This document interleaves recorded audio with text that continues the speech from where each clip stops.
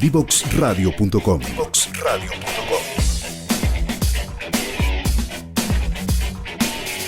Conversaciones que simplifican lo complejo.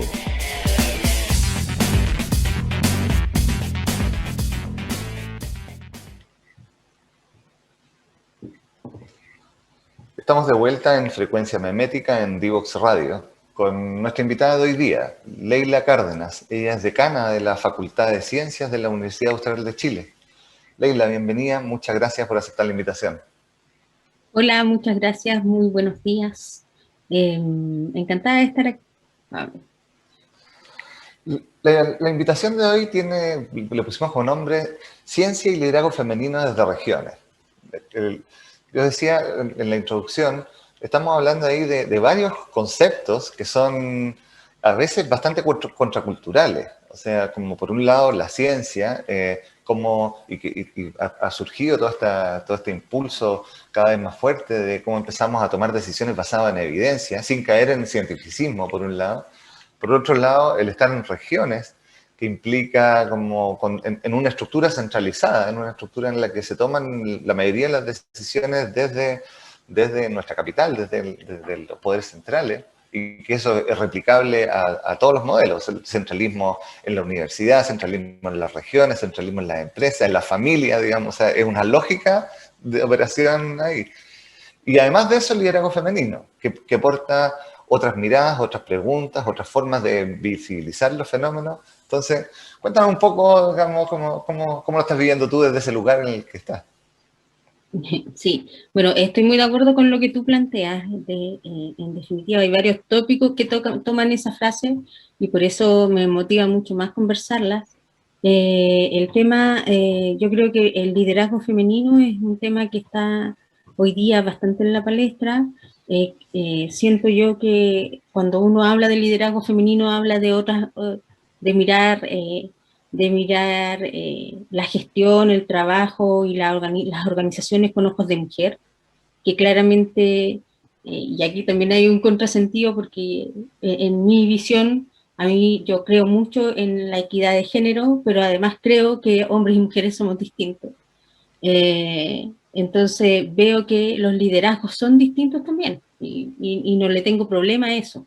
Entonces, esta mirada con ojos de mujer, por lo menos a mí, me da la sensación que es una mirada que tiene otra perspectiva y otro interés último, ¿ya? Entonces, por lo menos a mí me motiva eso en el tema de estar ahora en la decanatura de mi facultad. Contarte que mi facultad, la Universidad Austral de Chile, ha tenido muy pocas decanas a lo largo de su historia, 4 decanas. Yo soy la primera de mi facultad de ciencia, una facultad de ciencia bastante tradicional, bastante exitosa también, pero muy vinculada a la presencia masculina, ¿ya? La mayoría de los profesores son hombres, la mayoría de los profesores titulares también son hombres, digamos, nosotros somos 25% de mujeres en la planta de la facultad, por lo tanto ya ahí hay un tema de número nomás que nos hace poco probablemente o menos probable estar presentes en los liderazgos y en las posiciones directivas de nuestra institución. Así que ahí ya hay un punto. El otro punto es la regionalización. Claramente, hacer ciencia o hacer investigación o ser parte incluso de una universidad de regiones es un tema. Nosotros desde las regiones tenemos una mirada que tiene que ser bien territorial, ¿ya? Que tiene que ser bien propia o bien autóctona de la zona donde uno está. ¿Por qué? Porque los estudiantes que llegan acá, la gente que nosotros formamos, es distinta claramente a la gente que se forma en la metrópoli, ¿ya? Nosotros aquí tenemos un mundo bastante diverso, pero bastante sureño, patagón si tú quieres, con una propia idiosincrasia que nos hace también formar un tipo de profesionales que tiene que ver con nuestro lema, conocimiento y naturaleza. Nosotros hacemos o tenemos la obligación de formar profesionales que sean conscientes del medio donde viven.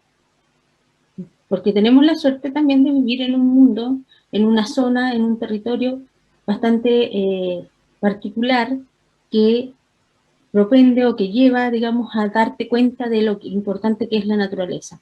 Entonces, esa mirada nos hace claramente distintos desde de una universidad de la capital.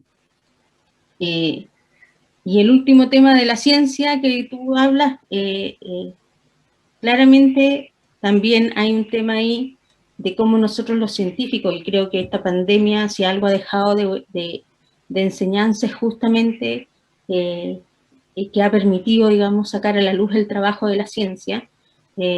Nosotros los científicos en general somos pensados como entes o profesionales que están sumergidos en sus laboratorios, así medios locos, ¿no es cierto?, como pensando en cualquier cosa, y que no llegan a aterrizar. Y creo que ahí también tenemos un buen desafío, como nosotros, tratando de acercarnos como investigadores a problemas reales de la sociedad. El cambio climático, por ejemplo, la vacuna, enfermedades zoonóticas, como bueno, el mismo virus, problemas de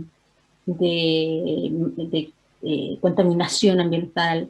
O sea, todos esos problemas son problemas que nosotros, los investigadores, sabemos estudiar, y hay mucha gente, sobre todo acá en el sur, que está trabajando en esto, pero que probablemente nunca hizo el vínculo. Me están llamando por teléfono. No, esto es parte de lo que pasa. Hay algo que tú mencionabas, tú decías como con respecto al tema de liderazgo femenino. Tú decías, yo creo en la equidad de género. ¿Qué tiene que ver de alguna forma con que existe igualdad de oportunidades? Que en realidad debería existir igualdad de oportunidades para todas las personas de todo el mundo, pero en el caso de las mujeres tenemos una brecha de arrastre histórica que hace que esa equidad haya que de alguna forma equipararla. El otro día participaba en la conversación que siempre aparece en este tipo de contextos. Claro, pero es que hay que mirar el mérito. Sí, por supuesto que hay que mirar el mérito, es parte del tema, y que en algún minuto no sea tema, pero sí tenemos una brecha social importante de equiparar. Y ahí también decías, pero sí vemos las cosas de forma distinta. Y en algún minuto tuvimos una invitada que estaba trabajando en análisis de datos, y nos decía, las principales preguntas a todo lo que tiene que ver con análisis de datos son hechas por hombres heterosexuales blancos. Entonces, como en esas diferencias, en esa subjetividad estructural, en mucho, aparece un tremendo mundo de posibilidades que se está perdiendo. Porque al final no se trata de poner una forma de liderar que sea y que ambos o todos los géneros posibles tengan que meterse dentro, sino que vayamos viendo cuáles son las posiciones, en qué momentos, cuándo sirve, cuándo agarra, cuándo suelta, que es una cosa que es bastante más orgánica que en estas lógicas que caemos de nuevo, en estas lógicas centralizadas de que el de arriba, el que tiene que saber, el de abajo ejecuta, el pastor y el rebaño, todo ese tipo de lógicas que llevan cientos y cientos de años. Entonces, ¿cuál es lo que tú ves como el valor que se está perdiendo al no haber mayor presencia femenina en este espacio? Sí, bueno, lo que tú dices es diversidad. Creo que el tema de la equidad pasa también por la presencia de la diversidad. Diversidad de caracteres, diversidad de formas, diversidad de caminos también. O sea, y claramente incluso entre las mismas mujeres tenemos diversidad en las formas de pensar, en las formas de hacer. Entonces, yo soy ecóloga de formación, ¿ya?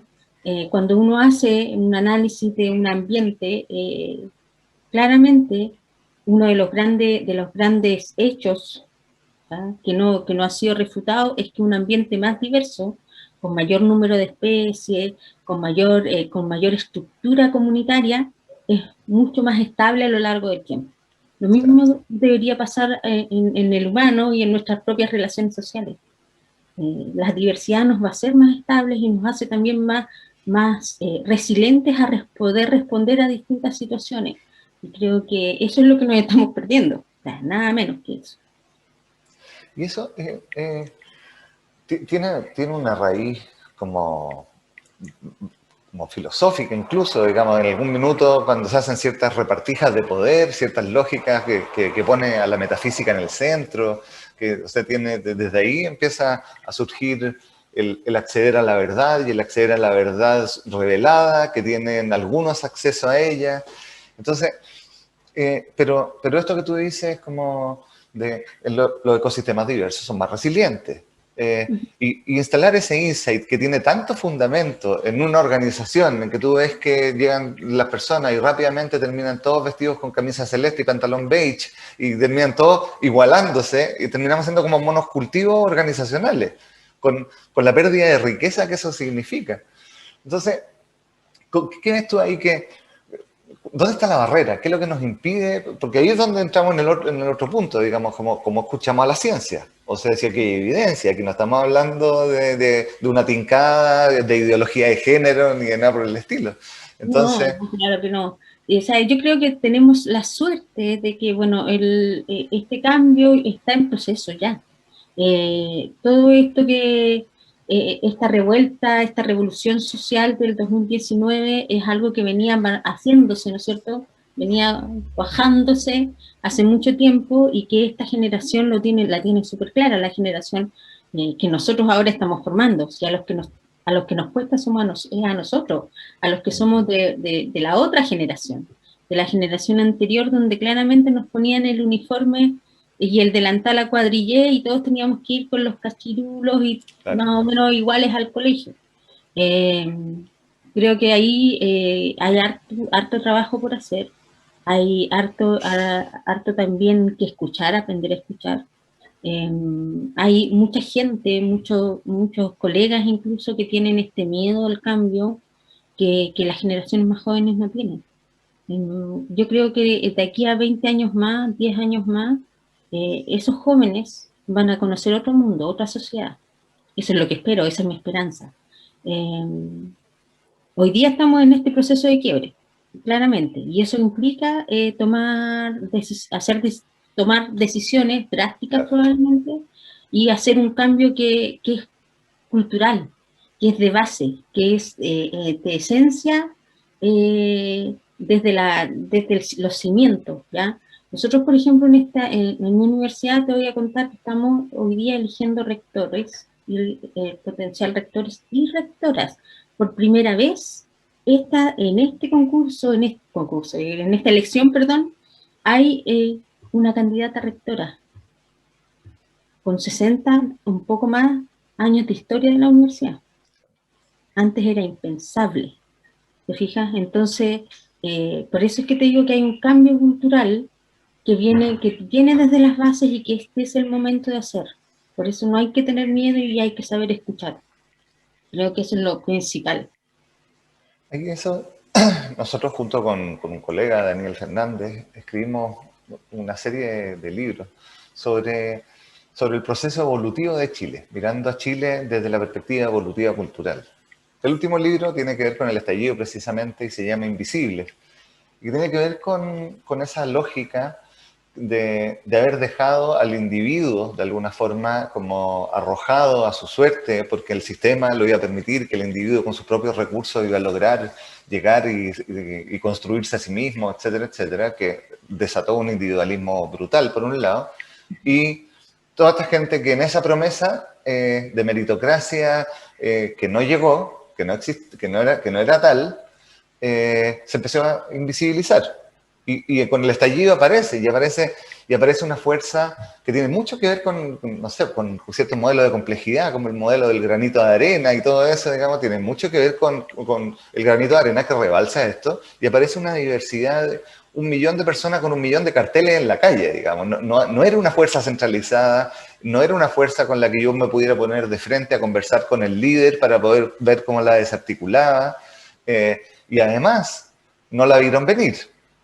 No. Entonces, y tiene que ver precisamente con eso que tú dices de la escucha, y creo que ahí, como ese paso de la ciencia del arquetipo del científico que uno tiene como encerrado en su laboratorio con los tubos de ensayo, a una ciencia que escucha, que conecta con el entorno, que conecta con lo que está sucediendo, con los movimientos sociales que están sucediendo, que además ahora desde lo local se puede estar en la conexión global.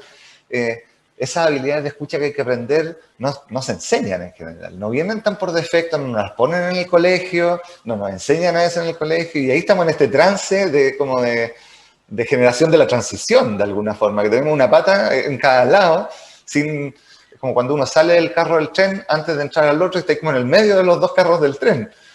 Sí. ¿Cómo desde ese lugar en el que tú estás ahora se puede ir aportando hacia eso, digamos? Sí. Mira, claramente ahora estamos, como te digo, en este proceso de cambio que también implica que la función del científico esté cambiando y esté haciéndose más cercana a la comunidad. Hoy día tenemos ese gran desafío de vincular con el entorno, como tú dices, y probablemente ese desafío pasa también por la difusión y por las conversaciones como esta que nosotros podamos hacer, científicos, para mostrar el trabajo que hacemos, porque finalmente, ¿qué pasa?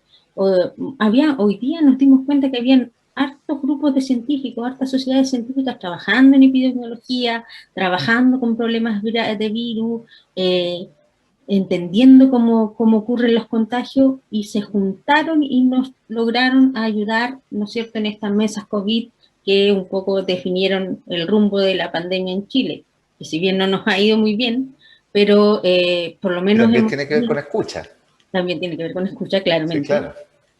Pero digamos que ahí la comunidad científica supo, ¿no es cierto?, unirse, centralizarse en un tema y focalizarse para hacer vínculo con la sociedad. Hoy día yo creo que ninguna persona en Chile duda que la ciencia fue importante. Ha sido importante en pasar esta pandemia. Eso es lo que queremos de aquí en adelante. Claro. Eso es lo que buscamos, eso es lo que necesitamos también, es demostrar que nosotros los científicos sí podemos ser un aporte y sí podemos y somos necesarios para el desarrollo del país, más allá simplemente de nuestras palabras, porque por mucho tiempo creo yo que ahí está nuestro principal karma como científicos, que por mucho tiempo nosotros nos hemos creído importantes, pero no lo hemos sabido poner en la mesa de la comunidad. Entonces, sí, ese es nuestro gran desafío hoy en día. Vamos a ir a una pausa musical y voy a dejar más o menos planteado lo que viene. Yo veo que el mundo de la toma de decisiones en general, ya a nivel país, a nivel organización, viene con ciertas lógicas que se arman entre las iglesias y los ejércitos, más o menos. Esa es como la lógica de fondo, y de ahí caemos en la revolución industrial, entonces hacen las cosas en serie y las personas pasamos a ser tuercas y engranajes de las máquinas. Y en esa lógica, paralelamente, desde la separación de ciencia con religión, la ciencia empieza a agarrar una velocidad gigantesca. Entonces, esos dos mundos, el de cómo se gestiona, el de cómo se dirige las organizaciones y los sistemas sociales, y el desarrollo tecnológico y el desarrollo de la ciencia, han estado desequiparados, digamos. O sea, tiene una velocidad, probablemente, o sea, todavía tenemos diputados que son antivacunas, o vamos a tener diputados terraplanistas, digamos, y esa cosa que uno dice como a esta altura de la vida, digamos, ¿cómo sucede eso? Entonces vamos a conversar un poco eso después de la pausa musical. Ya, súper. No te quedes fuera. Conoce nuevas soluciones y tecnologías para PYME con Simón Oliveros, cada lunes y miércoles a las 14 horas en Conexión PYME. Somos Divoxradio.com.